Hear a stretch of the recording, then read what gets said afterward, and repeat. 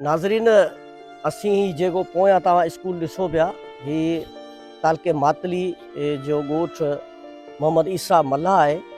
ही स्कूल 2004 खां NCHD जेका हिकिड़ी नीम गवर्नमेंट तंज़ीम आहे उन जे हवाले सां हलंदड़ हो ऐं उहा NCHD जा जेके उस्ताद हुआ उन्हनि खे हाणे इन्हनि स्कूलनि खे 2021 खां ज़िम कयो वियो। ही 2 सालनि खां ही गवर्नमेंट स्कूल जे हवाले सां ज़िम थियल आहे, लेकिन ही जेको स्कूल आहे जंहिंजी तव्हां पोज़ीशन ॾिसंदव तव्हांखे अंदरि ॾेखारींदासीं त हिन जो विरांडो आहे। हिन जा जेके आहिनि ही विरांडो आहे जेको हिन ॻोठाणनि ऐं हिते जो जेको उस्ताद रखियल आहे NCHD जे तरफ़ां। हालांकि गवर्नमेंट जो को बि उस्ताद कोन्हे रखियल, हिते गवर्नमेंट जे हवाले सां स्कूल हले बि पियो। ही 2 सालनि खां उन्हनि जे हवाले सां हले पियो ऐं ही 2004 खां हलंदड़ स्कूल आहे। हिन में केतिरियूं ई नियाणियूं, केतिरा ई ॿार पढ़नि था, 40 खां मथे वधीक ॿार बि आहिनि। पर हिते जो जेको ॻोठाण हिते जे उस्ताद जो बि चवणु आहे त हिते असांखे इमारत न मिलण जे करे हीअ जेका असीं झूपड़ी ठाहे वेठा आहियूं, बरसाति पवंदी आहे त असांखे इंतिहाई तकलीफ़ थींदी आहे। चओ तरफ़ हिते सारियाल वारो इलाइक़ो आहे, हिते सारियूं थींदियूं आहिनि। जॾहिं पाणी थींदो आहे त पोइ उहा पाणी जो जेको रेशियो आहे उहो वधे थो ऐं बरसाति पवे थी त हिते असांखे तमामु घणी ॾुखाई थिए थी। मजबूरनि इहे नियाणियूं, इहे ॻोठ जा ॿार जेके आहिनि स्कूल पढ़णु कोन ईंदा आहिनि ऐं तव्हांखे अंदरि ॾेखारींदासीं त ही नियाणियूं जेके पढ़नि पियूं त उहे कहिड़े माहौल में हिन स्कूल में पढ़नि।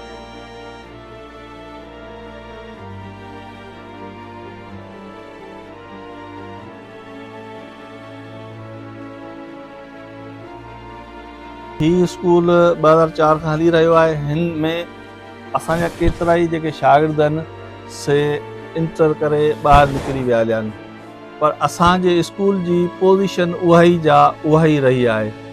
त बरसाति थिए थी, तमामु घणी ॾुखाई पेश अचे थी। तव्हां स्कूल जो मायनो कयो आहे, ॾिठो बि आहे त ही बरसाति जॾहिं पए थी, ही ॿार नंढड़ा असांजा मन हंधि बरसाति में मथां स्कूल में बरसाति पए थी त ही स्कूल सॼो पाणी थियो वञे हलियो ऐं ॿारनि खे वेहण जी तमामु घणी तकलीफ़ पेश अचे थी।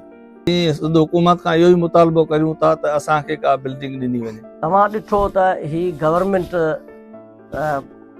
Boys primary school Mohammad Isa Malha तालको मातली ऐं हिन जी जेका झूपड़ी नुमा ही स्कूल आहे जेको ही बरसाति में, मामूली बरसाति में बि ही टिमी पवंदो आहे। पोइ हिते जा मासूम, हिते जा नंढड़ा ॿार, हिते जूं नंढड़ियूं नंढड़ियूं नियाणियूं, हिते जा नंढड़ा नंढड़ा गुलनि जहिड़ा ही आईंदे जा मेमार जेके आहिनि उहे मजबूरनि पढ़ाई खां हटी करे पंहिंजे घरनि ताईं महदूद रहनि था ऐं स्कूल केतिरा ॾींहं नथा अचनि।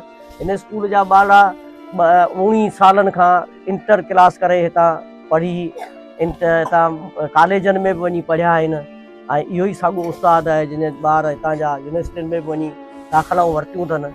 पर इन जे बावजूदि हिन स्कूल ते गुज़िरियल 19 सालनि खां न NCHD वारनि को तवजा ॾिनो, ध्यानु ॾिनो ऐं न वरी 2 सालनि खां वठी हिन स्कूल खे को सेमेस कोड मिलियो आहे, न हिन खे स्कूल खे को सरकार पारां का सहूलियत मिली आहे, न हिन स्कूल खे का गवर्नमेंट जे तरफ़ां को हिकिड़ो उस्ताद ॾिनो वियो आहे जंहिंजे करे ही ॿार वधीक तइलीम हासिलु करे सघनि। ही ॾुखाइनि में, हींअर तकलीफ़ुनि में आहिनि। हींअर ही सियारो मथां अची रहियो आहे।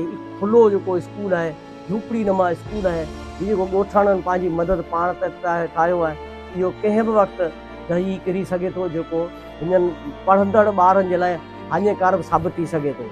हिननि हिते जे उस्तादनि बि मुतालबो कयो आहे त हीअ जेको स्कूल आहे घटि में घटि हिन खे सेमेस कोड ॾेई हिन खे फौरी तौर हिकिड़ी नंढे हिकिड़े कमरे वारी बिल्डिंग ॾिनी वञे जंहिंजे हवाले सां हिते जा ॿार सुकून ऐं सवलाई सां पढ़ी पंहिंजी आसानी सां अॻिते क़दम वधाए सघनि।